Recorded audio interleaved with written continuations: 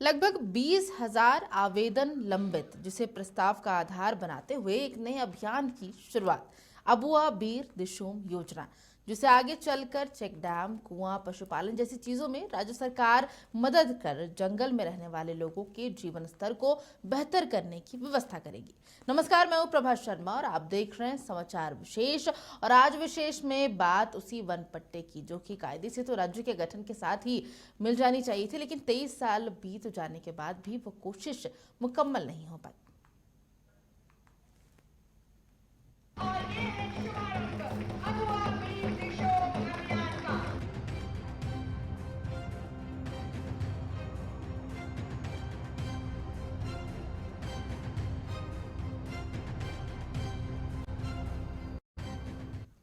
तो झारखंड में वनों पर निर्भर लोगों को उनका अधिकार देने के लिए अक्टूबर महीने से मिशन मोड में अबुआ बीर दिशोम वनाधिकार अभियान चलाया जाएगा। मुख्यमंत्री ने इसके लिए अधिकारियों को कड़े शब्दों में निर्देशित करते हुए कह दिया कि अब इसमें और देर नहीं होनी चाहिए। और जनता भी यही सवाल कर रही कि आखिर इतनी देर क्यों। पहले देखते हैं ये खास रिपोर्ट। 2006 में लाया गया वन अधिकार अधिनियम। झारखंड में वन अधिकार कानून बेहाल, दावा एकड़ में लेकिन पट्टा डिसमिल में। 17 साल में मात्र 60,000 लोगों को दिया गया पट्टा। जमीन हस्तांतरित करने में लग जा रहे हैं सालों। 49,000 दावे अब भी हैं लंबित। हेमंत सरकार ने शुरू की अबुआ बीर दिशोम अभियान। अभियान में तेजी लाने का दिया गया निर्देश। क्या हेमंत की सख्ती काम आएगी या फिर से आदिवासी अपने अधिकार से रह जाएंगे वंचित? झारखंड के लगभग 27% भूभाग पर जंगल है, जिसमें कई जनजातीय समुदाय के लोग रहते हैं। इनके लिए जंगल उनके जीवन का एक महत्वपूर्ण हिस्सा है। ये समुदाय जंगलों, जंगली जानवर और वनस्पति का संरक्षण करते हैं। इन्हीं को देखते हुए सरकार का मानना है कि जंगलों की रक्षा स्थानीय स्तर पर लोगों को अधिकार देकर की जा सकती है। अब इसी सोच को धरातल पर उतारने के लिए अबुआ बीर दिशोम योजना की शुरुआत की जा रही है। मैंने पहले भी कहा कि जो राज्य बनने के बाद जो सबसे पहले होना चाहिए था, वो अब शुरू हो रहा है।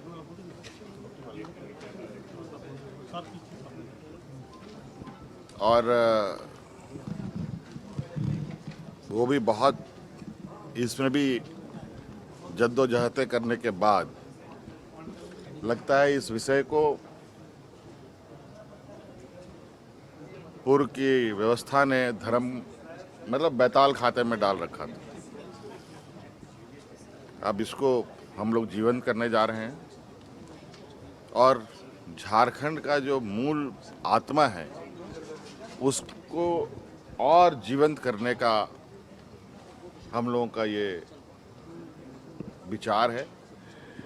और निश्चित रूप से हमारे पदाधिकारी ऐसे नहीं हैं कि नहीं कर सकते हैं। शायद नीति निर्धारण करने वालों में ने इस विषय को बहुत हल्के में लिया था। जंगलों पर निर्भर रहने वाली जनजातियों को इस योजना में वनाधिकार का पट्टा दिया जाएगा, जहां जरूरतमंदों को वनाधिकार का पट्टा निजी और सामुदायिक स्तरों पर मिलेगा। इसकी मांग भी अरसे से चली आ रही थी, लेकिन कहीं न कहीं कुछ कमियों या लापरवाहियों के कारण ये पूरी नहीं होती दिखी। यही कारण है कि वनों की रक्षा की दिशा में इस प्रयास को मील का पत्थर बताया जा रहा है। सैद्धांतिक तौर पर तो अगर हम बात करें तो ये एक लाभकारी कानून है और आदिवासियों को इसका लाभ मिले जो जंगलों में रहते हैं, इसीलिए ये कानून बनाया गया। निश्चित तौर पर ये लाभकारी कानून है, इससे लोगों को फ़ायदा मिलेगा। लेकिन वर्तमान में जो स्थिति है उससे ऐसा नहीं लगता है कि इसका लाभ लोगों को मिल पा रहा है। चूँकि हम लोगों को लोगों के बीच में जाने का मौका मिला है, जहाँ जंगलों में लोग रहते हैं, तो वहाँ से जो फीडबैक हम लोगों को मिल रहा है गांव वालों के जरिए, वो बड़ी भी दुर्भाग्यपूर्ण है। दो बातें मैं कहना चाहूँगा। पहली बात ये कि वनाधिकार पट्टा का जो के लिए जो कानून बना है उसका सही तरीके से लाभ लोगों को नहीं मिल रहा है जो लोग जंगलों में रहते हैं। और दूसरा मैं ये कहूँगा कि उनके साथ में धोखा हो रहा है। अबुआ बीर दिशोम अभियान में अनुमंडल और जिला स्तर पर वनाधिकार समितियों का गठन किया गया है। यही समितियां वनाधिकार पट्टा के लाभों का निर्धारण करेंगी। उम्मीद की जा रही है कि वनाधिकार का पट्टा देने के अभियान में तेजी के साथ साथ पारदर्शिता भी आएगी। समाचार प्लस ब्यूरो रिपोर्ट।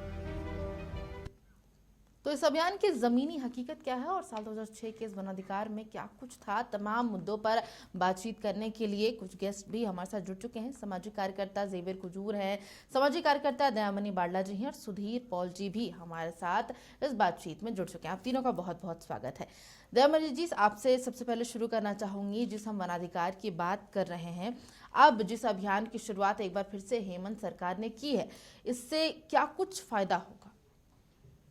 सबसे पहले तो मैं ये कहूँगी कि जिस तरह से कल नए सिरे से फॉरेस्ट राइट एक्ट 2006 में ही इस कानून को तो लागू किया गया है और कुछ हद तक काम भी हुआ है, लेकिन बीच में वो पूरी तरह से शिथिल था।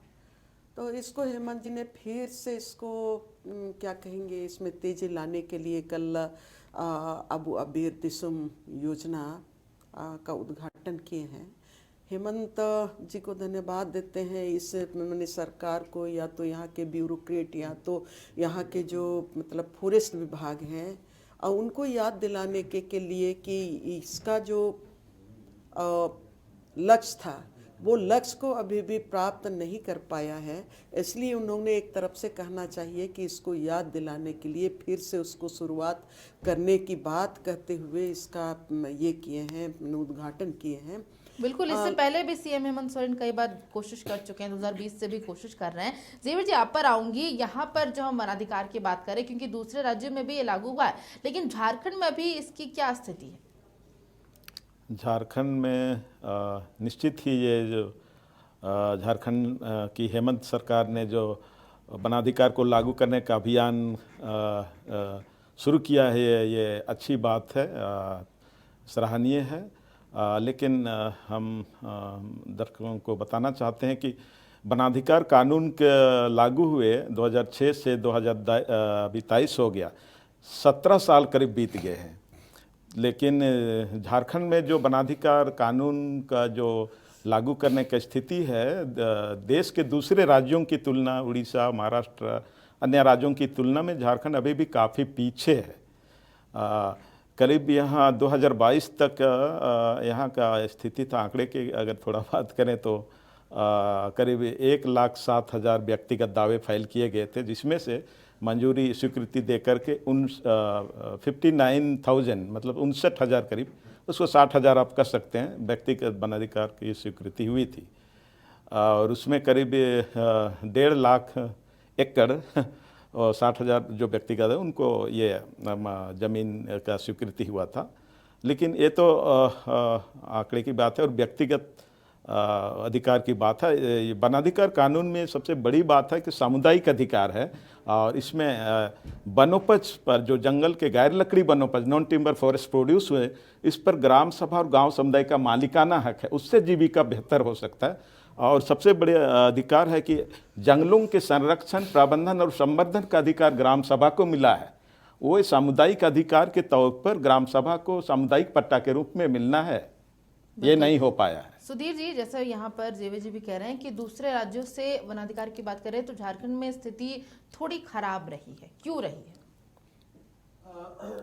जेवियर जी बिल्कुल सही कह रहे हैं कि जब हम तुलना छत्तीसगढ़ से करें, जब हम तुलना मध्य प्रदेश से करें, जब हम तुलना उड़ीसा से करें या अन्य राज्यों से भी करें, तो निश्चित तौर पर झारखंड आंकड़े के लिहाज से बहुत ही पीछे, क्योंकि हम सारे लोग जानते हैं कि झारखंड नाम से ही जैसा इंगित है कि एक जंगल वाला प्रदेश है, झाड़ वाला प्रदेश है, और सबसे ज़्यादा फॉरेस्ट ड्वेलर्स या वन आश्रित समुदाय, और सीधे तौर पर देखें तो लगभग 2.5 मिलियन, कहने का मतलब कि 25 लाख लोग सीधे सीधे वन पर आश्रित है, माने अप्रत्यक्ष रूप से आश्रितों की संख्या इससे कहीं ज़्यादा है।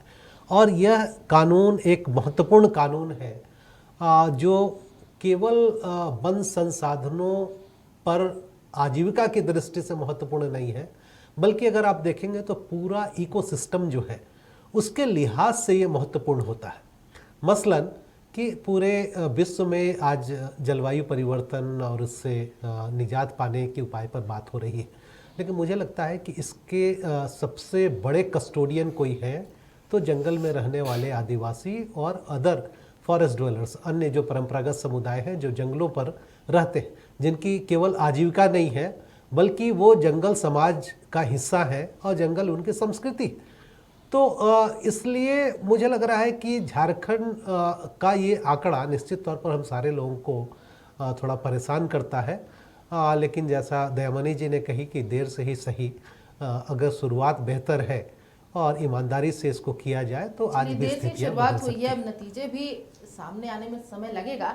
लेकिन यहाँ पर हमने योजना के बारे में बात की, अभियान जो दोबारा शुरू किया गया, वनाधिकारी की बात कर रहे हैं। लेकिन सीएम हेमंत सोरेन इस बीच काफी नाराज दिखे यहाँ के अधिकारियों से कि क्यों अभी तक यहाँ पर पूरी तरीके से ये लागू नहीं हो पाया। आपको पहले सुनाते हैं कि कल क्या कुछ सीएम हेमंत सोरेन ने कहा था। या उससे पहले इस विषय पर कोई विशेष ध्यान रहा ही नहीं।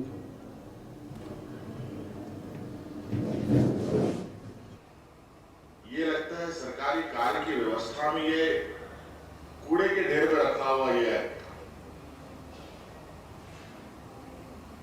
और शायद यही वजह है कि आज हम बहुत हुज्जतों के बाद वन अधिकार को एक मुहिम का शक्ल देकर हमें सब उतरना पड़ रहा है। कई राज्यों ने तो, अगर आप दूसरे राज्यों को देखेंगे जहां पर आदिवासियों की भी बहुलता कम है, लेकिन वहां पर वन अधिकार के तहत पट्टों का वितरण इस तरीके से हुए हैं कि आज मंच पर, आज सभा में बोलने में भी थोड़ा अच्छा नहीं लगता है कि वो भी और वहां के भी ब्यूरोक्रेट्स, यहां भी हमारे ब्यूरोक्रेट्स, वहां भी आईएएस, आईपीएस, आईएफएस के लोग हैं, यहां भी हैं भरे पड़े। लेकिन ये काम करने में अंदर क्यों आता है? फोकस इस योजना पर है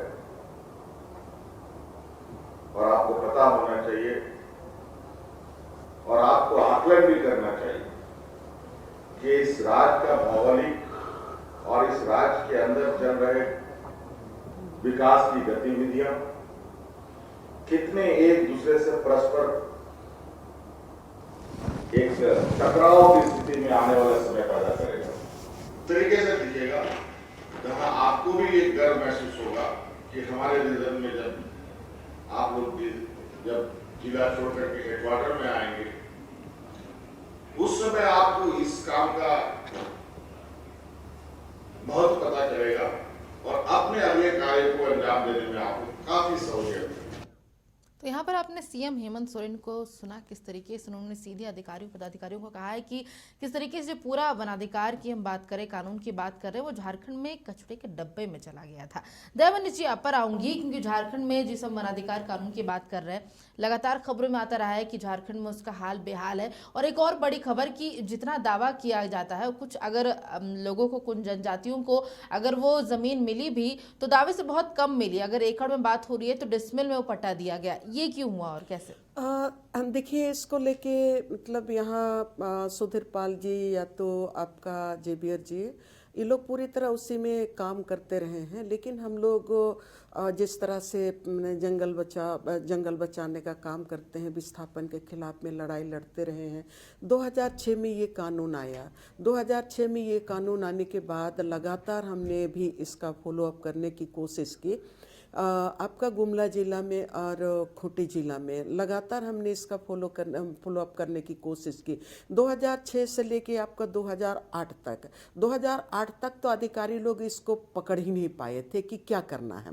लेकिन 2008 के बाद मुझको अच्छी तरह से याद है, यहाँ पर आपका ये जो क्या प्रशिक्षण केंद्र है, जहाँ पर अनिंदर जी पहले डायरेक्टर थे, तब उस समय जितने भी जिले के पदाधिकारी हैं, ब्लॉक लेवल से लेके आपका जिला स्तर तक कल्याण पदाधिकारी भी हैं, सबको को बुला बुला के जितने भी मतलब जंगल ज़मीन पर काम करने वाले, 5th शेड्यूल पर काम करने वाले, 5 और आपका CNT एक्ट पर काम करने वाले, और उसके साथ ही जैसे यहाँ पर स्पेशल जो जंगल पर काम करते हैं, और सारे लोगों को बुला बुला के लगातार यहाँ पर क्लास होते रहता था। मुझको याद है कि उस समय 2009 तक पहुंच गया था। 2009 तक में कुछ अधिकारी लोग इसको लेके सेंसिटिव होने लगे, और उसके बाद भी जब वो लोग काम करने लगे तो यहाँ पर देखिए सिर्फ बनपट्टा का मामला नहीं है, और इस कानून को हम अध्ययन करेंगे तो बनपट्टा 2006 से 2009 में तक मतलब लोगों को जानकारी, अधिकारियों को ही जानकारी नहीं थी, अधिकारियों मतलब को गलती शुरू से हो रही है। बिल्कुल, इसमें मैं ये बात कहना चाहूंगी कि ये सिर्फ बनपट्टा देने का बात नहीं है कि जितना आपने दावा पत्र भरा और उतना आपको मैंने जंगल का वो विभाग आपके नाम से पट्टा दे दिया, चाहे तो व्यक्तिगत या तो आपका मैंने सामूहिक रूप से, सिर्फ उसका बात नहीं है। बनपट्टा के साथ आप फॉरेस्ट राइट एक्ट की बात करेंगे तो आपका माइनर फॉरेस्ट प्रोड्यूस भी उसमें आता है, माइनर आपका क्या बोलते हैं माइनर मिनरल्स भी आता है, और तमाम जल स्रोत है उसमें गांव वालों का अधिकार की भी बात आती है। तो अब यहाँ पर आप बनपट्टा तो आप दे देंगे तो आप यहाँ पर दावा करेंगे किसान कि नहीं, ये तो इसमें ये कानून में ये कहता है कि हमको माइनर फॉरेस्ट प्रोड्यूस पर भी अधिकार दीजिए। लेकिन आज की तारीख में सिर्फ आज की सरकार की बात नहीं है, लेकिन राज बनने के पहले से ही यहाँ पर जिस तरह से मतलब गठजोड़, भ्रष्टाचार और यहाँ पर ठेकेदार और दलाल और राजनीतिक गठजोड़ ये हमेशा काम करता है, जिसके चलते ना तो यहाँ पर माइनर प्रोड्यूस पर गांव वालों को अधिकार मिला, ना तो माइनर आपका मिनरल्स पर अधिकार मिला, तो ना तो गांव का जल स्रोत है उस पर गांव के लोगों का अधिकार मिला। और यही कारण है कि हमेशा 10 एकड़ का अपना लोग बनपट्टा दावा पत्र भेजता था तो वहां पर मात्र 2 डिसमिल जमीन देता था। उसमें 3 चरण में जो उसका वेरिफिकेशन होता था, इसमें कभी भी वन विभाग के लोग और थाना के लोग कभी भी सही जजमेंट उन्होंने नहीं किया। और यही कारण है कि आप सभी जगह फिर गांव में आप जाइएगा, कोई भी किसान का जो जोत है वो अब 5 एकड़ से कम नहीं है, उससे ज्यादा ही है। लेकिन सारा चीज को मतलब वो लोग मैंने 2 डिसमिल में सीमित करके रख दिया।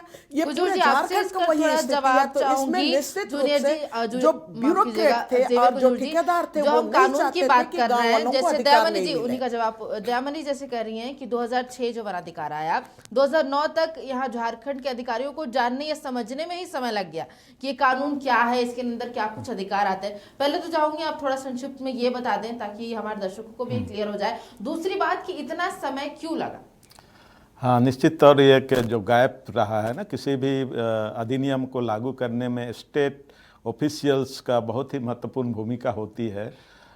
लेकिन यहाँ जैसे दयामनी जी बोल रही थी कि मुझे भी याद रहा है कि स्टेट ऑफिशियल्स का ओरिएंटेशन एंड ट्रेनिंग जो होना चाहिए वो प्रॉपर नहीं हुआ था। और 2010 से 2015-16 तक हुआ, मैं भी उसमें पार्ट रहा, इसलिए पता है। ATI में हम लोग एक ट्रेनर के रूप में थे, तो स्टेट ऑफिशियल्स लोग का ट्रेनिंग का अभाव था, ओरिएंटेशन का अभाव था और समझदारी का अभाव था, और एक माइंडसेट का भी बात रहा। इस कारण ये जो चूँकि कानून तो केंद्र का है लेकिन लागू करना है राज्य सरकार के अधिकारियों को करना है, और उसमें कोऑर्डिनेशन की बात है। 3 कंसर्निंग डिपार्टमेंट्स में है, ट्राइबल वेलफेयर डिपार्टमेंट और रेवेन्यू डिपार्टमेंट और फॉरेस्ट डिपार्टमेंट। ये तीनों डिपार्टमेंट का कोऑर्डिनेशन से इस एक्ट को पूरे राज्य में लागू होना है। ये कोऑर्डिनेशन भी कहीं नहीं दिखा, लेकिन 2010 से लेके 2015-16 तक ये जो थोड़ा ट्रेनिंग हुआ ATI में, वहाँ के डायरेक्टर के माध्यम से special training, official training program चला, उसमें थोड़ा सा ओरिएंटेशन हुआ, थोड़ा सा उनका माइंडसेट थोड़ा सा बना कुछ अधिकारियों का। और उसके बाद देखिए 2015 के बाद जो राधिगौर सरकार था उसमें थोड़ा सा जो दावा सृजन, जो क्लेम, जो सबमिशन का वो वॉल्यूम बढ़ा और ये जो 60,000 तक भी पहुंचा, तो उसमें वो ट्रेनिंग ओरिएंटेशन का बात था। सुनील जी, फिर भी ये समय बहुत ज़्यादा ही है, क्योंकि जैसा जेवियर जी बता रहे हैं 2016 तक भी मान लीजिए कि किसी तरीके से जानकारी मिली, ट्रेनिंग दिया गया, 2016 से अब 2023 हो गया है, इतना लंबा समय। दूसरे राज्यों में तो इतना समय नहीं लगा, वहाँ भी बताया गया होगा अधिकारियों को, वहाँ भी ट्रेनिंग दी गई होगी। मुझे बोलना है जी सुधीर जी, आप उसको थोड़ा सा जिक्र कर दीजिए। एमओयू जो हुआ था 14-15 में जो एक चीज मुझे लगता है कि वन अधिकार कानून के संबंध में मैं ये मानने को तैयार नहीं हूँ, क्योंकि कई कानून ऐसे हैं जिसके प्रति अधिकारियों को ओरिएंटेशन नहीं होती। लेकिन कोई कानून एक बार गजट में नोटिफाई हो गया तो आप ये कह के बच नहीं सकते हैं कि मुझे जानकारी नहीं थी। ये नहीं हो सकता है कि आप मर्डर करके आए और बोलिए कि मुझे नहीं पता था कि धारा 302 देश में लागू है ना। तो इस बात से मैं सहमत नहीं हूँ। ये पूरा का पूरा कानून जो है राजनीतिक इच्छा शक्ति पर निर्भर करता है, और अनफॉर्चुनेटली झारखंड की जो भी सरकारें रहीं उनके एजेंडा में वन आश्रित समुदायों के लिए इतना महत्वपूर्ण कानून लागू करने का मादा या जज्बा नहीं था। कभी भी तो प्रायोरिटी ऐसा तो नहीं है, 2020 के पहले भी जेएमएम आई थी सरकार में। इसलिए तो मैंने कहा कि राजनीतिक इच्छा शक्ति की बात है, क्योंकि ब्यूरोक्रेट तो देखिए पॉलिटिकल विल्स के हिसाब से चलती है ना। आप अगर राज्य का मुखिया किसी खास स्कीम में या किसी खास अधिकार पर रुचि लेता है तो ब्यूरोक्रेसी स्वतः मोमेंटम पकड़ लेती है। तो हमारे लिए मुसीबत ये रही कि राजनीतिक इच्छा शक्ति का अभाव। दूसरी महत्वपूर्ण जो बात है कि यह कानून जो है ये बाकी जिसको हम लोग कहते हैं कि राहत देना या सब्सिडी देना या विकास के दूसरे कार्यक्रम से एकदम अलग है, क्योंकि ये लोगों को वन की भूमि पर और वन पर अधिकार की बात करता है ना। ये अधिकार की बात करता है, खैरात की बात नहीं करता है। और दयामनी जी और जेवियर दा जो बता रहे हैं, और इस कानून का सबसे महत्वपूर्ण जो पहलू है कि ये कानून कोई नए अधिकार देने की बात नहीं कर रहा है। ये कह रहा है कि जो परंपरागत अधिकार उसको रिकॉर्ड करना है, रिकॉग्नाइज करना है और कम्युनिटी को उसके लिए एक डॉक्यूमेंट देना है जो पट्टा के तौर पर। यही 3 काम करना है ना, कोई नया अधिकार आप नहीं दे रहे। तो लेकिन इस कानून का सबसे महत्वपूर्ण जो कड़ी है जिसकी वजह से राज्य सरकारों को दिक्कत होती है कि इस कानून को वंश अगर किसी ग्राम सभा को ये पट्टा मिल गया, उसके बाद विकास के कार्यक्रमों के किसी भी मामले में बिना ग्राम सभा की इजाजत के आप कोई जमीन एक्वायर करने की स्थिति में नहीं रहेंगे। और इस कानून में जो 14 विकास के काम दिए गए हैं, दुर्भाग्यपूर्ण स्थिति ये है कम से कम कॉरपोरेट्स के लिए कि माइनिंग के लिए कहीं कोई स्पेस नहीं है।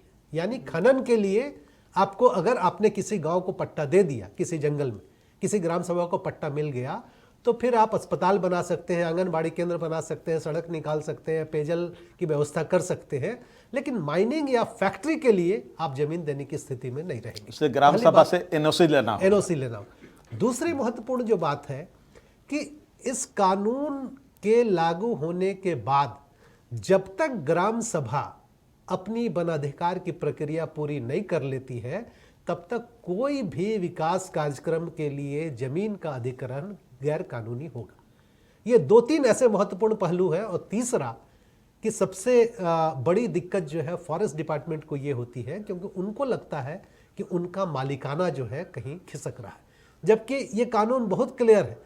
वन भूमि पर अधिकार की बात नहीं की जा रही है, व्यक्तिगत पट्टा को छोड़ दीजिए, तो सामुदायिक पट्टा में वन भूमि पर अधिकार की बात नहीं की जा रही है, ना जमीन का नेचर बदलना।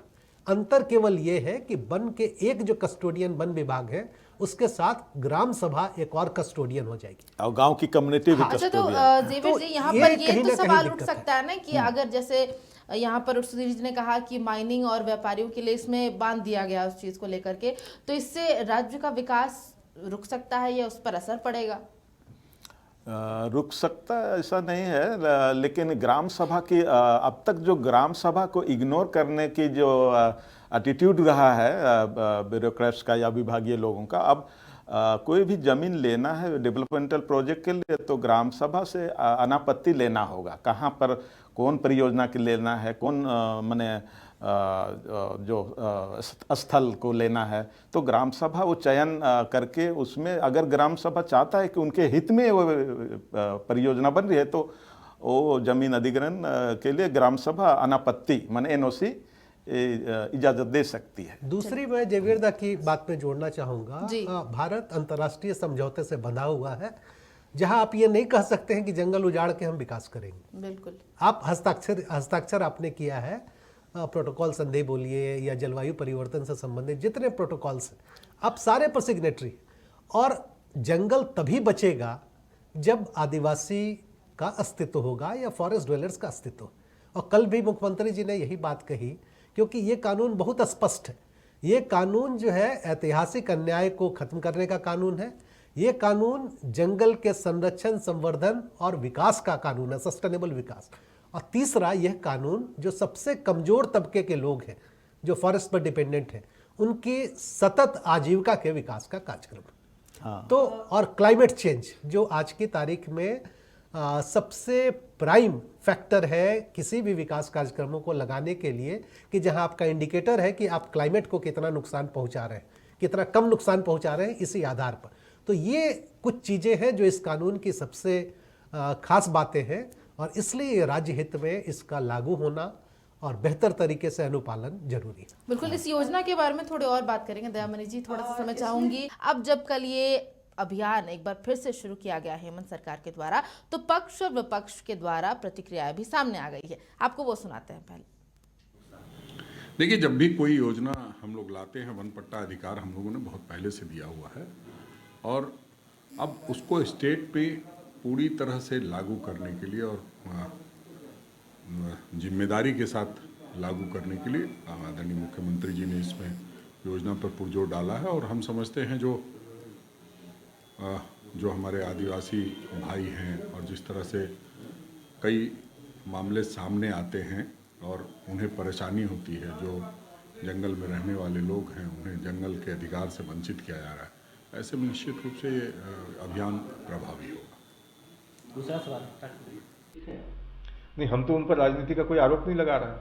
सरकार अपना काम कर रही है। इस 3.5 करोड़ की जो जनसंख्या है इस राज्य की, अलग अलग लोगों की अलग अलग अपेक्षाएं हैं सरकार से, तो सरकार अपने दायित्व का निर्वहन कर रही है। तो मैं समझता हूं कि ये बढ़िया कदम है। नहीं, आदिवासियों को अगर उनका अधिकार मिलता है, वन क्षेत्र में जो वनोपज है उसकी मालिकाना हक उनको मिलती है, लेकिन एक चिंता का विषय है कि आदिवासियों के नाम पर कोई दूसरे लोग उसका फायदा न उठाए। जिस तरह से चतरा में आपने देखा होगा कि बड़ी संख्या में पंजाब के लोग आकर यहाँ पूंजी निवेश करते हैं और किस तरह से नशीले पदार्थों के उत्पादन में लोगों को लगा रहे हैं, वो चीज़ें ना हो, इस पर सरकार को ध्यान देने की आवश्यकता है। तो यहाँ पर प्रतिक्रिया आपने सुनी है। हमारे साथ गेस्ट हमारे साथ लगातार जुड़े हुए हैं स्टूडियो में। दयामणि जी, आपने यहाँ पर प्रतिक्रिया सुनी पक्ष और विपक्ष की तरफ से। बीजेपी की तरफ से ये सवाल उठाया जा रहा है कि आदिवासियों के लिए एक बड़ा कदम साबित हो सकता है, लेकिन अगर इसका मिसयूज न किया जाए। देखिए, इसमें बीजेपी की बात करेंगे, बीजेपी भी बोल रही है मिसयूज यदि ना हो तो ये बात बोल रही है। 2006 में ये कानून आया। 2006 के बाद लगातार हम लोगों ने, तीनों साथियों ने अपनी बात रखी कि इसको लागू करने की कोशिश की गई थी। ये सही बात है, और बहुत सारे लोगों ने इसके तहत बनपट्टा भी पाया, व्यक्तिगत भी, और आपका सामुदायिक बनपट्टा भी पाया। लेकिन इसमें इस चीज़ को कोई भी अधिकारी या तो राजनीतिक तंत्र के लोग समझना नहीं चाहते हैं कि ये 5वीं अनुसूची का क्षेत्र है, ये CNT एक्ट का क्षेत्र है, और ये विल्किंसन रूल का क्षेत्र है, और ये SPT एक्ट का क्षेत्र है। जब यहाँ पर बनपट्टा के नाम पर आया तो उसके पहले की ही भी बात करेंगे। विकास के नाम से जिस तरह से आदिवासियों का विस्थापन हुआ है, यहाँ पर बड़े पैमाने में जंगल लुटा गया, तो अब बनपट्टा आने के बाद लोगों के दिमाग में जरूर ये सवाल पैदा हुआ कि हमको बनपट्टा मिलेगा। और एक तो हमको ये भी समझना चाहिए, जहाँ पर परंपरागत की बात है, और यहाँ पर जहाँ पर पूरे जंगल की बात होती है, जमीन की बात होती है, नदी नाला की बात होती है, यहाँ पर आप 5th शेड्यूल में पूरे गांव सीमा क्षेत्र के जमीन और नदी नाला की बात होती है तो पूरे समुदाय की होती है, कोई एक व्यक्ति की नहीं होती है। और CNT एक्ट में भी हम देखेंगे तो पूरे क्षेत्र के का जो जमीन है, नदी नाला है, जंगल है, वो गांव की प्रॉपर्टी होती है। ये 5th शेड्यूल में भी है, CNT एक्ट में भी है। और उसके साथ ही जो हमारा ट्रेडिशनल जो लैंड रिकॉर्ड्स हैं यहाँ पर। आप विलेज नोट की बात करेंगे, वो पूरे गांव क्षेत्र की जमीन गांव का प्रॉपर्टी मानता है। और उसके साथ ही हमारा जो खतियान है, खतियान पार्ट 2 में भी कहता है कि पूरे क्षेत्र का जमीन वो पूरे गांव के लोगों का सामुदायिक जमीन है। तब ऐसे समय में अगर ये बनपट्टा की बात होती है तो लोग बोलते हैं कि यहाँ से वहाँ तो पूरे गांव का है, पूरे मौजा का है, तो फिर ये हमको बनपट्टा 2 एकड़ 3 एकड़ का है। तो यहाँ पर लोगों के दिमाग में आता है कि निश्चित रूप से सरकार हमारे यहाँ से जमीन को लूटना चाहती है। और इसके साथ ही मैं हेमंत सोरेन की सरकार को आपके माध्यम से कहना चाहूंगी कि 2016 के बाद जो तत्कालीन सरकार उस समय थी, वो 5वीं अनुसूची क्षेत्र में जिस तरह से यहाँ के गैरमजरूआ आम और खास जमीन और गांव क्षेत्र का जितना भी नदी और नाला था, वो तमाम जमीन के एक एक प्लॉट को चुन चुन के उन्होंने लैंड बैंक बनाया। और लैंड बैंक बनाने के बाद उसको मैंने आपका बड़े कंपनियों के लिए वो सिंगल विंडो सिस्टम से जिसको चाह रहा है उसको बेच रहा है। ऐसे परिस्थिति में आज हेमंत सोरेन को भी ध्यान देना पड़ेगा कि ये जितने भी जो कानून आ रहे हैं, वो कानून हेमंत सोरेन ठीक बोल रहे हैं कि ये बुनियादी है और ये बहुत बड़ा अधिकार है। तो यहाँ पर ये सवाल उठता है कि आप बनपट्टा के नाम पर आप बनपट्टा तो दे देंगे और पूरे क्षेत्र का जमीन को आप कहेंगे कि नहीं ये तो हमारा इसका कोई मालिक नहीं है। अभी केंद्र सरकार कि यहाँ से फिर 2021-22 में जो कानून आया स्वामित्व योजना के नाम पर, जितना भी आपका जो सामुदायिक जमीन है उसको बोल रही है कि नहीं ये बेनामी जमीन है, अब इसके लिए हम मालिक खोज रहे हैं, आप स्वामी बना लीजिएगा, सरकार के हाथ में ले लीजिएगा। तब यहाँ तो आप बनपट्टा देने के नाम पर आप पूरे क्षेत्र का अगर जमीन आप हड़पना चाहेंगे तो वो निश्चित रूप से गैरकानूनी है। लेकिन अगर ये बनपट्टा के नाम पर जंगल में जो ट्रेडिशनल जो क्या बोलते हैं परंपरागत जो जीने वाले हैं, उसमें आदिवासी केवल नहीं है, आदिवासी है, मूलवासी है, बैकवर्ड अच्छा, आदिवासी और मूलवासी की उनकी बात कर रहे हैं। जेविर जी, आपसे जानना चाहूंगी कि इसमें सिर्फ यहाँ के जनजाति अनुसूचित जनजाति ही शामिल है या फिर और भी दूसरे लोग हैं जो कि 50 साल से ज्यादा यहाँ पर रह रहे हो, उनके परिवार यहाँ रह रहे हो? इसमें इस कानून का जहाँ तक दायरे की बात करें तो इस कानून के दायरे में 2 समुदाय विशेषकर लाभान्वित होंगे। एक तो जनजाति समुदाय और दूसरा जो परंपरागत वन निवासी कहा गया है, अन्य परंपरागत वन, ये 2 समुदाय लागू होंगे। लेकिन उसके लिए कंडीशन है, कंडिका है कि जो अन्य परंपरागत वन निवासी अदर देन एसटी कम्युनिटी है ना, वे लोग हैं जो परंपरा से वन क्षेत्र में निवास करते आए हैं, उनके लिए एक ही कंडीशन, वो भी दावेदार हैं, लेकिन उनका एक कंडीशन है कि उनको 3 पीढ़ी से, कानून की भाषा में बोला है 3 पीढ़ी का मतलब एक पीढ़ी 25 साल तो 3 पीढ़ी 75 साल से वो किसी भी वन क्षेत्र में रह रहा हो। 2005 इस और कट ऑफ डेट है 2005 के पहले कहीं कोई घर मकान बना लिया है या जोधपुर कर लिया है, वो इस कानून के तहत वो दावेदार है, वनाधिकार का दावेदार हो, एसटी हो या अन्य परंपरागत वन निवासी है, ये दोनों समुदाय दावेदार हो सकते हैं। और दूसरी बात है जो कट ऑफ डेट दिया है 2005 के पहले तक दखल हो गया है फॉरेस्ट लैंड में या वन भूमि में, वही इस कानून में दावेदार हो सकता है। और दावेदार कौन होगा, कौन है, ये तो ग्राम सभा तय करता है। सबको पता है कि ग्राम सभा में कौन इस गाँव का बासिंदा है और कब से यहाँ वन भूमि में दखल है। इसलिए वहाँ एक क्रॉस चेक है कि इसमें ज़्यादा मिसयूज का उतना अवसर स्पेस नहीं है, जगह नहीं। हाँ, कहीं कहीं अपवाद में हो सकता है कि ज़मीन के लालच में 2005 के बाद भी अभी जंगल झाड़ी साफ करके पट्टा पाने के लिए इक्का दुक्का केस ऐसा हो सकता है अपवाद में। लेकिन वो हम लोग जो फील्ड में है, इतना दिन से अभियान में है, दावेदार में। अच्छा सुधीर जी, क्योंकि यहाँ ग्राम सभा की बात हो रही है और झारखंड जो राज्य हम लोग हमेशा कहते हैं कि जल जंगल जमीन की धरती है, यहाँ पर आदिवासी बहुल राज्य से कहा जाता है, और जो ग्राम सभा की हम बात कर रहे हैं या फिर जिस अधिनियम की हम बात कर रहे हैं वनाधिकार, उसके कमजोर होने के कारण ये यहाँ के आदिवासियों के लिए एक चिंता का विषय बना। निश्चित तौर पर अगर आप झारखंड को देखें तो मोटे तौर पर हम लोग ये मानते हैं कि झारखंड के जो आदिवासी हैं लगभग 40% आजीविका का स्रोत उनका जंगल है। यानी अगर आप देखें तो खेती बाड़ी और फॉरेस्ट ये उनकी आजीविका का स्रोत है। और केवल आजीविका का स्रोत नहीं है बल्कि ये उनकी संस्कृति और उनके समाज का एक पूरा ताना बाना जंगल के साथ जुड़ा है। इसलिए अन्य राज्यों में आप इसको केवल आजीविका या केवल रेवेन्यू के ढंग से देखते हैं, लेकिन झारखंड के संदर्भ में इसको बियॉन्ड रेवेन्यू या बियॉन्ड आजीविका आपको देखना पड़ेगा। पहली बात ये। दूसरा मैं ये कह रहा हूँ कि निश्चित तौर पर ये आदिवासियों के या जो वन आश्रित समुदाय हैं, क्योंकि आज भी अगर कोई वन में है तो वो कौन लोग हैं? कोई अपनी इच्छा से, उत्साह से एक दिन के लिए वन जा सकता है पिकनिक के लिए, लेकिन सदियों से कोई वन में रहने का साहस कोई नहीं करेगा।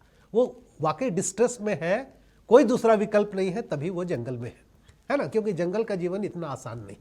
तो ये समझना होगा। दूसरी बात जो आप कह रहे थे मिसयूज करने का, नहीं मिसयूज नहीं, मैं कह रही हूँ कि ग्राम सभा या फिर जो हम वनाधिकार अधिनियम की बात कर रहे हैं वो यहाँ पर कमजोर है, उसे और ज्यादा शक्तियों की जरूरत है, इसलिए वो शायद लागू हो पाए। जो अधिकार की हम बात कर रहे हैं वो यहाँ के लोगों तक देखिए, पहुंच कानून तो कमजोर नहीं है जी, कानून निश्चित तौर पर, और कानून की जो पूरी प्रक्रियाएं हैं वो प्रक्रियाएं इतनी बेहतर तरीके से कानून में डिफाइन की गई है, रूल्स में डिफाइन की गई है कि पहला तो कोई मिसयूज जैसी कोई बात नहीं हो पाएगी, है ना।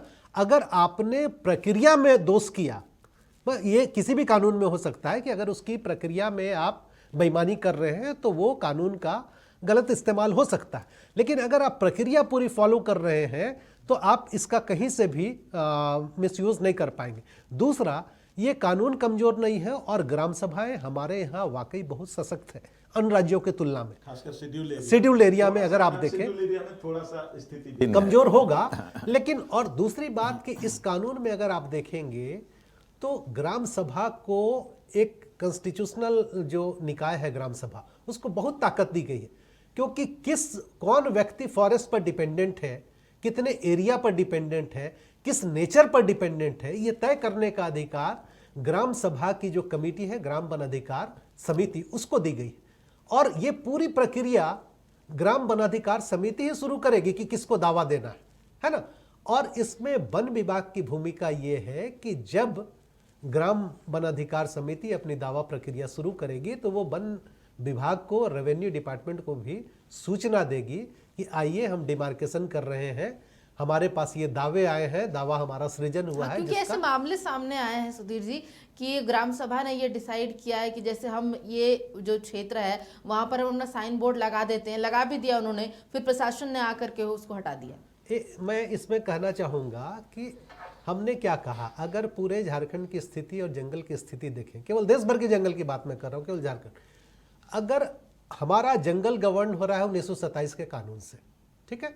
2006 में आपने एक नया कानून लाया और आपने उसमें लिखा कि पिछले तमाम कानूनों पर ये ओवरराइडिंग इफेक्ट होगा। इसका मतलब कि पुराने कानून तो रहेंगे, लेकिन वन अधिकार के मामले में, राइट्स को रिकॉग्नाइज करने के मामले में, राइट्स को रिकॉर्ड करने के मामले में और वन पट्टा देने के मामले में 1927 के कानून को ये ओवर रूल करेगा। ये कानूनी स्टेटस है ना। आपने कहा कि बोर्ड गाड़ देना, मैं ये कह रहा हूं कि आज देश में पूरा का पूरा जंगल जो है डिस्प्यूट में है, क्योंकि एक कानून कहता है कि जंगल का मालिक जो है वन विभाग है, उसके बाद एक नया कानून कहता है कि जंगल का मालिक वन विभाग नहीं, फॉरेस्ट डिपेंडेंट कम्युनिटीज। और ये केवल जंगल की बात नहीं है, सेंचुरीज की भी बात है, पार्क की भी बात है, नेशनल पार्क की भी बात है, वन ग्राम की भी बात है, ये सारी जगह पर एप्लीकेबल है और जंगल झाड़ की जमीन पर भी एप्लीकेबल। इसका मतलब कि हमारा पूरा जंगल जो है आज की तारीख में डिस्प्यूटेड है, और ये डिस्प्यूटेड तब तक है, और ये कानून कहता है कि अनटिल अनलेस आपने वन अधिकार की प्रक्रिया पूरी नहीं कर ली है, वहां कोई भी नया इनिशिएटिव्स नहीं होगा। इसका मतलब कि दो कस्टोडियन आज की तारीख में है, एक जो जंगल में सदियों से रह रहा है और दूसरा जिसको सरकार ने एक कानून बना के लाके वहां बसा दिया जो वन विभाग है ना। तो दोनों, अब रही बात बोर्ड गाड़ने की, तो इस कानून के हिसाब से अगर कोई ग्राम सभा एक्सरसाइज करता है इस अधिकार का, भले उसको पट्टा नहीं मिले, लेकिन आपने एक कानून लागू कर दिया और कानून में आपने कहा कि परंपरागत समुदाय जो है या परंपरागत जो अधिकार है उसको हम मान्यता देते हैं। तो अगर कोई ग्राम सभा कहता है कि परंपरागत मेरा अधिकार है कि जंगल से लकड़ी लाना है, परंपरागत मेरा अधिकार है कि महुआ चुनना है, परंपरागत अधिकार है कि पगडंडी बनाना है, खेती करना है, जो भी करना है, तो ये परंपरागत अधिकार को एक कानून ने क्या कहा, संवैधानिक मान्यता दी। और अगर कोई कानून ने हमको संवैधानिक मेरे परंपरा को दे दी है और उस परंपरा के प्रति लोगों को जागरूक करने के लिए हम उस जंगल में बोर्ड गाड़ रहे हैं, ये कतई असंवैधानिक या अवैधानिक नहीं, ये उसका हक है। इस कानून जी, के आप तहत। पर आपसे इसका जवाब चाहूंगी जो हम बात कर रहे हैं। अब जब दोबारा इसको, जैसे शुरू में भी हमने आपसे पूछा था, जो इस अबुआ बीर दिशोम की योजना की जो शुरुआत, अभियान एक बार दोबारा शुरू किया गया है, ये जो अधिनियम लागू हो चुका है, ताकि दोबारा इसको फिर से लाया जाए, अच्छे तरीके से लोगों तक पहुंचाया जाए। तो जो हम शक्तियों की भी थोड़ी बहुत बात कर रहे हैं, कुछ मामले भी सामने आए हैं कि ग्राम सभा कहीं ना कहीं कमज़ोर पड़ जाती है, प्रशासन शायद उसको ओवरलैप कर जाता है, तो अब उसमें सुधार होगा इस अभियान से? बिल्कुल। और मैं फिर से इस बात को दोहराना चाहूँगी कि अभी जो वर्तमान सरकार है, हेमंत सरकार को, और उसमें शायद इन्होंने, मैं शुरू में ही बोली थी, और वो जो एक शब्द बोले थे कि नहीं ये सिर्फ वन से जुड़ा हुआ नहीं है, और ये सही बात है, ये सिर्फ वन कानून है, वो वन से जुड़ा हुआ नहीं है, लेकिन वो 5th शेड्यूल से भी जुड़ा हुआ है, CNT एक्ट से भी जुड़ा हुआ है, यहाँ का भाषा और संस्कृति से भी जुड़ा हुआ है। तो निश्चित रूप से हेमंत सरकार को एक कदम और करना पड़ेगा कि जहाँ जिस तरह यहाँ पर वन कानून को भी कड़ाई से लागू करें, और इसके लिए पूरी तरह ईमानदारी से जो उनके अंडर में काम करने वाले पदाधिकारी हैं या तो फॉरेस्ट विभाग हैं, उन लोगों का हमेशा उनको मॉनिटरिंग करना पड़ेगा। नहीं तो फिर वही होगा कि मतलब उद्घाटन तो कर लिया, उसके बाद फिर पिछले समय में जिस तरह से 2006 के बाद लंबे समय तक गांव वालों को भुगतना पड़ा, या तो जो दो चीजें आ जाती है, एक जो 1980 की बात करते हैं, से अभी फॉलो अप करना पड़ेगा जी। दो चीजें इसमें आ जाती है। जो 1980 हम वन संरक्षण अधिनियम की बात करते हैं, उसमें जो केंद्र सरकार है या फिर जो वन विभाग की बात करते हैं, उसकी शक्तियां बढ़ जाती है और ग्राम सभा कहीं ना कहीं उसमें पीछे हट जाता है। उसके बाद फिर यहाँ पर जो हम इस वनाधिकार की बात कर रहे हैं, यहाँ पर ग्राम सभा की भूमिका को बढ़ा दिया जाता है। तो ये कंफ्यूजिंग हो रहा है यहाँ के लिए? नहीं, देखिए कोई कंफ्यूजिंग नहीं है। अगर हम छोटानागपुर की धरती की बात करते हैं, CNT एक्ट की बात करते हैं, वीर बिरसा मुंडा सिद्धू कान्हू के इतिहास की बात करते हैं, तो कोई कंफ्यूजन नहीं है। असली कि यहाँ पर CNT एक्ट अभी तक है, 5th शेड्यूल अभी तक भी है, और ऐसे परिस्थिति में अगर बाद में जो लाई गई कानून है, वो कानून भी इसको सम्मान देते हुए ही काम करेगी, और ग्राम सभा का पहले से ही अधिकार है। और ये जो आपका फॉरेस्ट राइट एक्ट, उसमें भी ग्राम सभा को अधिकार है, 5th शेड्यूल में भी ग्राम सभा को अधिकार है। तो यहाँ पर ग्राम सभा जिस बोर्ड की बात कर रहे हैं, निश्चित रूप से गांव वाले लोग दावा करेंगे, जहां पर परंपरागत की बात होगी, परंपरागत गांव की बात होगी, तो वो क्लेम करेंगे कि ये हमारा गांव का ये पूरा प्रॉपर्टी हमारा है। लेकिन सुधीर पाल जी ने जो बात को कही कि जो कानून नए नए आते जा रहे हैं, वो इसको खारिज करते जा रहा है। अब ग्राम सभा के अधिकार को आप नहीं मानेंगे, लैंड बैंक आप आ गया तो यहाँ पर ग्राम सभा से इजाजत लेने की बात नहीं कहेंगे, आप सिर्फ कहेंगे कि जहाँ पर आप तो ये डिजिटल हो गया, असली जहाँ पर मतलब मेरा बस चलेगा, हम वहाँ पर कारपोरेट के साथ गांव वालों से बिना कहे पूछे, बिना समझौता किए, बिना बात किए, उनकी कोई जरूरत नहीं है, आप सीधे उनको हैंडओवर करेंगे। तो ऐसे में तो ग्राम सभा का जो उनको अधिकार दिया गया है 5वीं अनुसूची में, भारत के संविधान में भी दिया है, उसका हम अवहेलना कर रहे हैं। तो अब ये ग्राम सभा अपना अधिकार को खोई नहीं है, वो ताकतवर है, इसीलिए वो अपना दावा पेश करती है। मैं जोड़ना चाहूंगा, इस कानून की खूबसूरती ये है कि ये कानून केवल 5वीं अनुसूची वाले क्षेत्र में ही लागू नहीं है, ये पूरे झारखंड में लागू और देश के बाकी सारे राज्यों में लागू। ऐसा नहीं है कि जहां 5वीं अनुसूची है वहीं लागू। दूसरा, मैं आपको थोड़ा सा इस बात पर चर्चा करना जरूरी होगा। आपने 1980 के वन संरक्षण कानून की बात की जी, तो हमने पहले शब्द का इस कानून का प्रियम्बल अगर आप पढ़ेंगे तो वो क्या कह रहा है कि ऐतिहासिक अन्याय को हम खत्म कर रहे हैं। ये कानून का मोटो ही है, ऐतिहासिक अन्याय को खत्म कर। अब ऐतिहासिक अन्याय क्या था? ऐतिहासिक अन्याय ये था कि सदियों से जंगल में आदिवासी और अन्य परंपरागत समुदाय रह रहे थे। अंग्रेजों ने अपने टिम्बर इंडस्ट्री के लिए, अपने रेल लाइन के लिए, अपने दूसरे विकास कार्यक्रमों के लिए उन्होंने जंगल से आदिवासियों को खदेड़ना शुरू किया या उनको रिस्ट्रिक्ट करना शुरू किया, है ना। और उन्होंने बाजाबता एक डिपार्टमेंट बनाई जो आज़ादी के बाद हमारे यहाँ वन एवं पर्यावरण विभाग के नाम से जो है प्रचलित हुआ। तो कहने का मतलब कि विभाग तो बाद में आया, समुदाय जंगल पहले था, समुदाय पहले था, है ना। तो और इसलिए इस कानून में आप देखेंगे कि वो कह रहा है कि अन्य कानूनों को रहते हुए भी ये ओवर रूलिंग इफेक्ट इस कानून का होगा। और किस मामले में होगा? दावा सृजित करने में, दावा देने में, वन पट्टा देने में, और जो परंपरागत समुदाय है उनके अधिकार को रिकॉग्नाइज। अच्छा, ये आपने बहुत ही साफ शब्दों में बताया कि दोनों जो हम अधिनियम की बात कर रहे हैं, कानूनों की बात कर रहे हैं, वो जुड़ा ही हुआ है, कोई एक दूसरे को ओवर रूल नहीं कर रहा है। नहीं, ओवर रूल कर रहा है, यही मैं कह रहा हूँ। मेरा मतलब है कि कोई एक दूसरे के अगेंस्ट में नहीं जा रहा है, मैं वो कहना चाह रही हूँ। उसमें ओवर रूल आपने कहा कि उसमें एक एड ऑन ही हो जा रहा है वो चीज। लेकिन यहाँ पर जितनी भी अगर पॉलिटिकल पार्टीज आती है, सरकारें आती है, वो इसको इसी तरीके से यूज कर रही है। वो अपने अपने राय देकर आती है, एक एजेंडा बना देती है लोगों के सामने। तो पार्टियों ने भी इसका इस्तेमाल किया। जेवर जी, इस पर आपका जवाब चाहूंगी। मैं ग्राम सभा की बात आई थी, उसी को जोड़ते हुए और इस पर भी जोड़ते हुए, इसमें साफ साफ बहुत क्लियर कट कानून है। इस देश में कोई भी कानून होते हैं, किसी भी कानून में किसी भी बात के होते हुए वन अधिकार अधिनियम का कोई भी अधिकार को कम नहीं किया जा सकता, रिड्यूस नहीं होगा। वो इसमें जो है वो चीज इंटैक्ट रहेगा। कि दर्शकों को जानना चाहिए जी कि वन पट्टा मिल जाने के बाद या ग्राम सभा के नाम पर जंगल पर अधिकार होने के बाद वन विभाग की भूमिका खत्म हो जा रही है, ऐसा नहीं है। वन विभाग एक टेक्निकल इंस्टीट्यूशन है, उससे उम्मीद की जाती है कि वो बेहतर करेगा। अंतर केवल क्या आएगा कि जब ये वन अधिकार कानून हमारे पास आ गया तो ये वन विभाग को ग्राम सभा के साथ, उसकी प्रबंधन समिति के साथ बैठ के तय करना पड़ेगा कि जंगल का संरक्षण संवर्धन कैसे होगा, क्योंकि उनके पास तकनीकी ज्ञान है और ग्राम सभा के लोगों के पास देशज ज्ञान है। उनको पता है कि हमारी धरती में यूकलिप्टस उगेगा कि साल उगेगा, ये जंगल विभाग को नहीं पता है। हमारा धरती कैसे जंगल हमारा हरा भरा रहेगा, ये उनका देशज ज्ञान है जिसको आप इग्नोर नहीं कर सकते। तो दोनों की जरूरत है, क्योंकि हम जिस विकास के मॉडल में आज रह रहे हैं, हम ये कतई नहीं कह सकते हैं कि फॉरेस्ट डिपार्टमेंट की जरूरत नहीं है, लेकिन हम कह रहे हैं कि फॉरेस्ट डिपार्टमेंट अपना माइक्रो प्लान अगर बनाता है, बनाएगा इस कानून के लागू होने के साथ, तो उनको ग्राम सभाओं के साथ कंसल्टेशन करना होगा। उनको ग्राम सभा की सहमति से आगे जाना होगा। क्यों आप मान ले रहे हैं कि ग्राम सभा विकास नहीं चाहता? क्यों आप मान लेते हैं कि ग्राम सभा पिछड़ी स्थिति में रहना चाहता?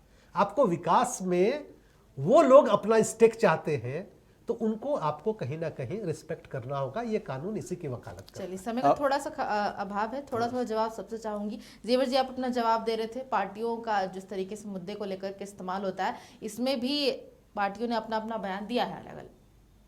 क्योंकि सभी पार्टियों का अपना अपना एक माइंडसेट होता है, अपना पॉलिसी और पॉलिटिक्स भी होता है या रणनीति भी होती है। इसमें उसी हिसाब से वो लोग अपना इंटरप्रिटेशन करते हैं किसी भी कानून या अधिकार को।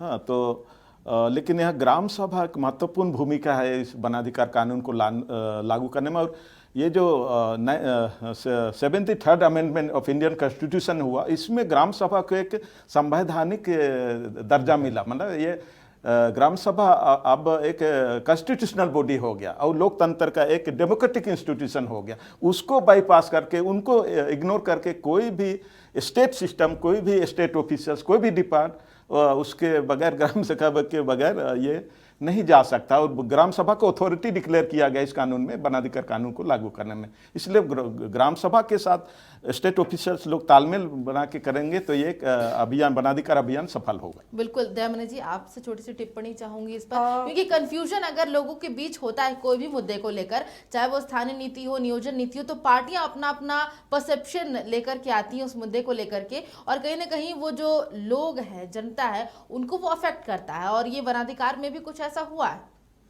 देखिए, पार्टियों को भी अब राज बने 23 साल हो गए। अब उन लोगों को समझना पड़ेगा कि आदिवासियों के नाम पर, आदिवासियों के लिए राज बना, ये अगर मतलब कह के अब कितना दिन तक शोषण करते रहेगा। मैं ये बात कहना चाहती हूँ अंतिम टिप्पणी के रूप में कि अबू अबीर अबू अदिसुम, हमार जंगल हमार झारखंड, ये जो स्लोगन दिया गया है, ये बृहत रूप में ये स्लोगन दिया गया है। ये सरकार से यही अपील करेंगे कि ये बृहत जो स्लोगन दिया गया है उसमें अबू अबीर दिसुम अबू हमार जंगल हमार झारखंड, तो इसको उसी बृहत अस्तित्व को केंद्र बिंदु में रखते हुए ही इस कानून के साथ मैं पहले ही बोली हूँ कि इस क्षेत्र का, झारखंड का इतिहास को देखते हुए, पर्यावरण को देखते हुए, एग्रीकल्चर को देखते हुए, यहाँ का भाषा और संस्कृति और उनके परंपरागत अधिकार को देखते हुए वन कानून लागू किया जाए, सबको मतलब मजबूत किया जाए, यही हमारी टिप्पणी है। ये गठबंधन सरकार से वही उम्मीद करेंगे। बिल्कुल, आप तीनों का बहुत बहुत शुक्रिया, दयामणि जी, जेवियर जी और सुधीर जी, आप तीनों हमारे साथ इस खास बातचीत में जुड़े, बहुत सारी जानकारी दर्शकों को आपने दी, बहुत बहुत शुक्रिया। तो बेहतर कार्य योजना हमेशा से सरकार का लक्ष्य रहना चाहिए। योजना को लेकर बैठक और उसके लिए विकास की बात होती रहनी चाहिए, क्योंकि आज जिन जंगलों को हम बचाने की बात कह रहे हैं, अगर वनवासी ही नहीं रहेंगे तो उसे सुरक्षित रखने का सपना भी कभी पूरा नहीं होगा। एक बार से राज्य के वनों को बचाने के लिए शुरू किए गए एक बार फिर से इस अभियान को आप कैसे देखते हैं, सोचिएगा जरूर। नमस्कार।